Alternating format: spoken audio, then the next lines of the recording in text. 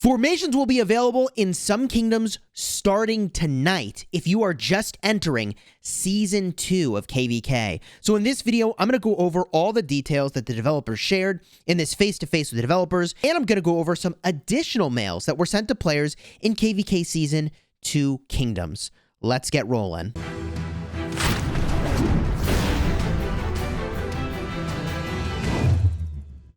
Hello, my friends, and welcome back. I'm Chisgule Gaming, and today we're getting a look at formations. They even made a video on the official Rise of Kingdoms channel showing us a bunch of information about formations and armaments and inscriptions and how all of that is going to work. So let's see what's being shared here with the additional face-to-face with developers showcasing formations. Since the release of the Hallows Eve update announcement, which, by the way, Hallows Eve, that's Halloween. It's already happened. It's come and gone, baby. We have received many questions from governors about the new formation system. Before its official launch, we'll answer some of your questions and share the design ideas of the system with you. Now, I will say that these formation systems are already live in some number of Chinese servers. There are separate Chinese Rise of Kingdoms servers at a completely different ecosystem, and they already have access to some of this stuff. But let's move with the Q&A here. Will the formation system make the game too complicated for beginners?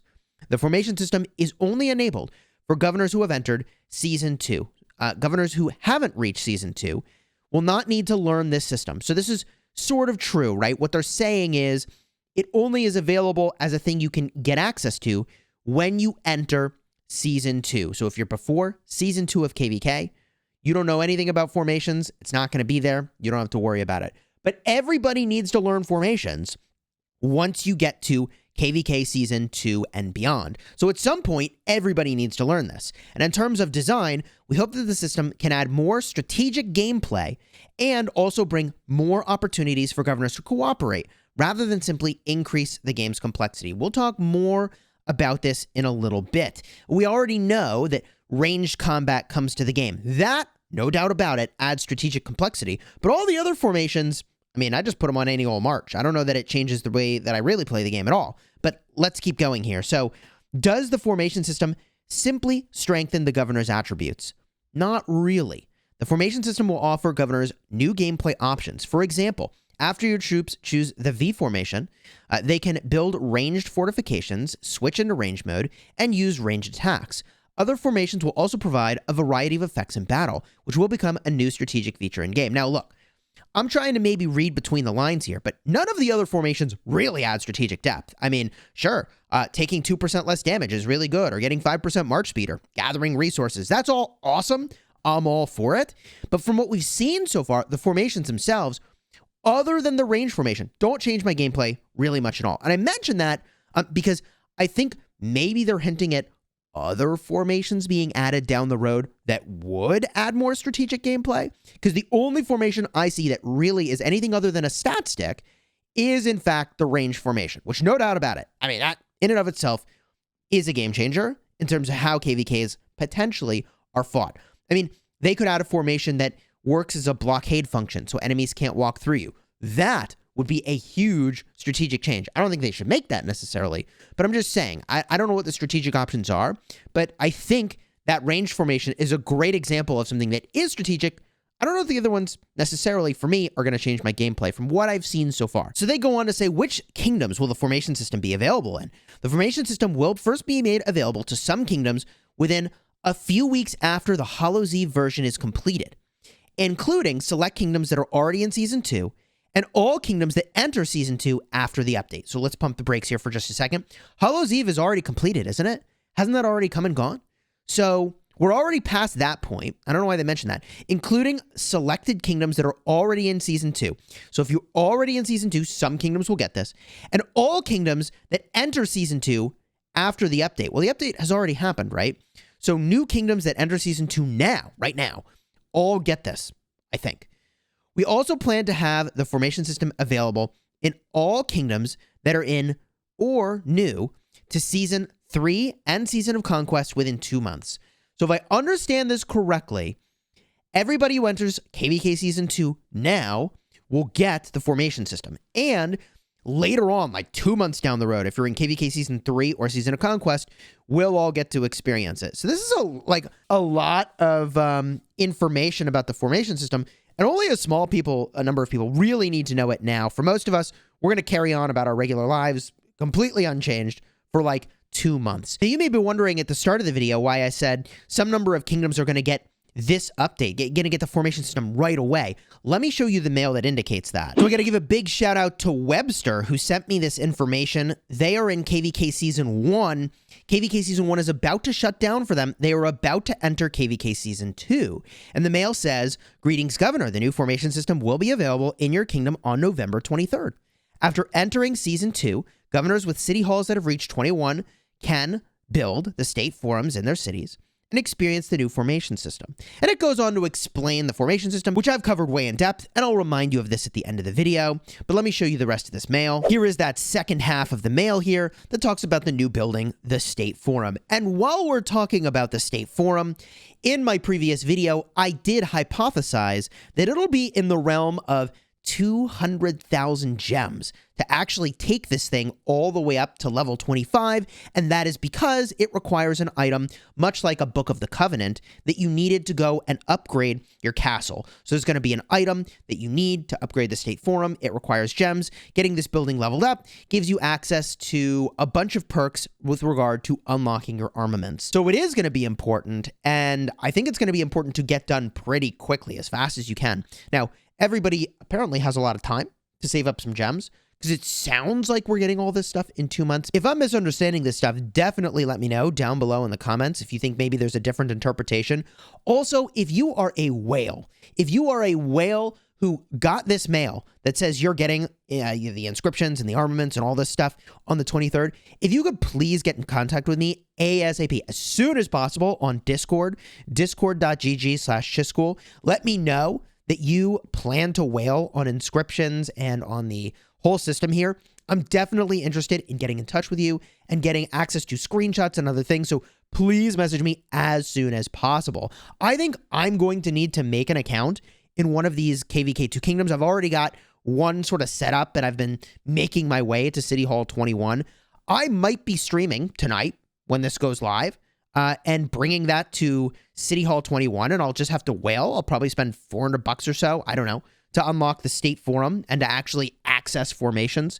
So subscribe if you haven't already, but let me get back to the mail. So the next part of the mail that everybody got says, "How do players get formations, armaments, and inscriptions?" Well, there are 3 main parts of the formation system: the formations, the armaments, and the inscription.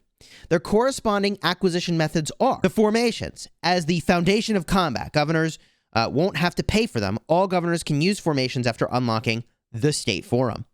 The State Forum, as I mentioned, is going to be up to 200,000 gems to upgrade. You can do this thing free to play over time.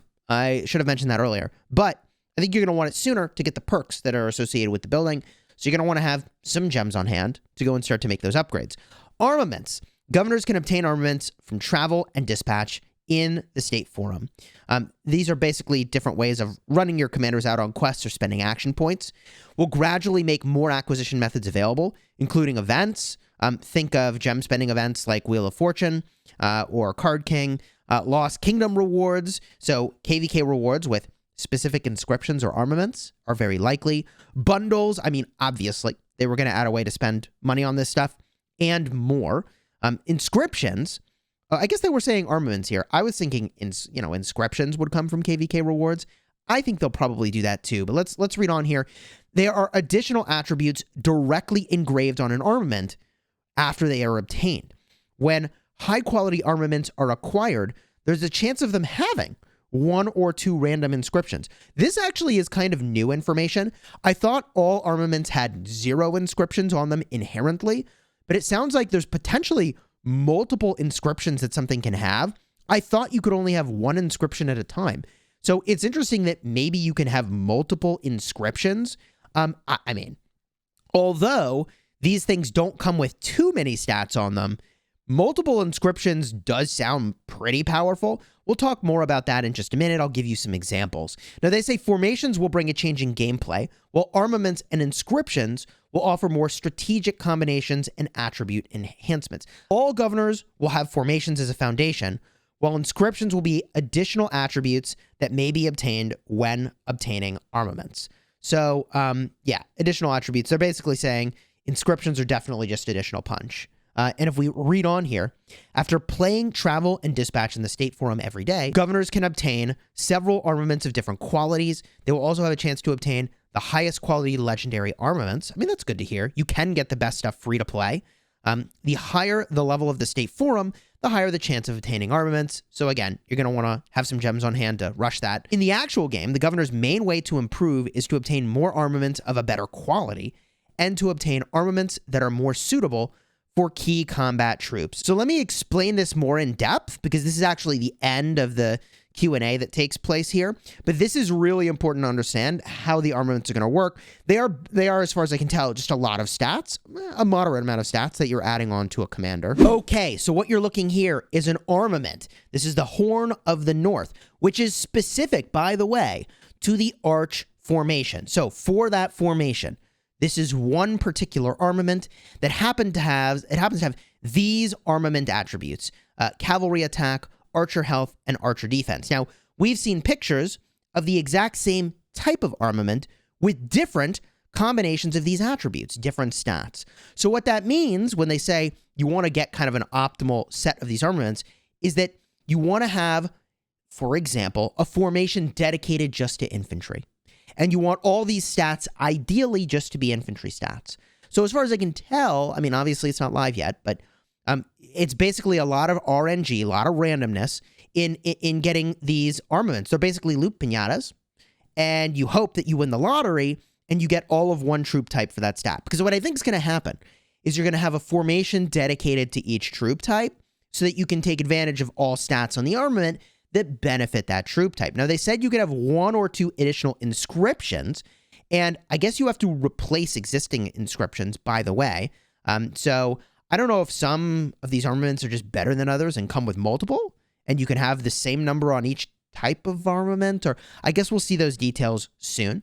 But this is an inscription. It's something that's added on top of these stats, which in this case is increasing 5% damage of all types when you're over 70% rage. Another example they had in the official Rise of Kingdoms channel with their video was increasing troop attack by 3.5%. So these don't really dramatically change gameplay as far as I can tell. These are all just enhancing your combat effectiveness. There could be some, maybe, that are a big change to your gameplay, but I think, really, the one formation is going to change gameplay. That's range combat, obviously. As just a quick reminder of what all the formations are, this is Arch formation, increases your normal attack damage dealt by 5%. Here is Wedge formation, increases your skill damage dealt by 5%. Here is the V formation. This is the ranged combat one, which, yes, I mean, this definitely is a pretty big game changer for how combat could work. Echelon formation makes it so that when your troop grants percentage-based buffs to other troops, their effects are multiplied by 1.2%, with a maximum increase of up to 5%. So think like Mulan gets pretty strong with this. Trajan, pretty moderate with this. We look at line formation. Increases food, wood, stone, and gold gathering speed by 10%. Okay. From here, hollow square formation reduces all troop damage taken by 2%. And triple line formation increased march speed by 5%. Maybe these changed since when the developers made their video about this. But again, not to really hit on this over and over, but I think the only formation that for me is like, oh yeah, this changes the way I play the game for sure, is the range combat formation. And I hate to say it, but like I kind of plan to avoid it if I can. As weird as that sounds. I think there are definitely players with accounts that will want to go all in, but like I'm kind of all in on really smashing in the field. I don't exactly know how I would manage a ranged march and a regular march. I mean, we'll see. We'll see. Maybe I'll want to play around with that, but combat's already too chaotic for that, I feel. So I don't know how I'm going to play that. But what I do think I'm going to do, based on everything I've seen, is I'll dedicate, for example, increased skill damage dealt by 5%, probably to my archers. Try to get all archer armaments for that if I can. I mean, a lot's going to depend on luck here. I might try to get all infantry on like the 2% damage taken one. Just make my infantry like really, really tanky if I can swing it. Reduce all my damage taken. I don't know. Cavalry, increase my normal attack. We'll see. There's a little bit of luck. In fact, a lot of it of luck In fact, a lot of luck involved. If you want to see all the details on formations and exactly how they work, I've already gone way in depth on this, going over way more pictures of both formations and armaments and inscriptions, all that stuff. There'll be a card in the end screen right over here. If you are a whale in KVK Season 2, you're just getting there, you know you're about to get armaments, please get in touch with me on my Discord. We got to talk. And I may be streaming tonight, assuming formations go live in some kingdoms, this is the 23rd, to try to whale up an account just to gain access to this stuff. Feels kind of expensive to me, like kind of like the time I entered Season of Conquest KVK for the very first time, and I spent like $750 to get to City Hall 25 in 4 hours time. And the only reason it took that long is because, it takes time to get the helps and speed everything up. I'll have a card over here for that live stream if you want to see me just wail like a madman on an account that was more or less a throwaway account. Go check that out. It was kind of fun, though.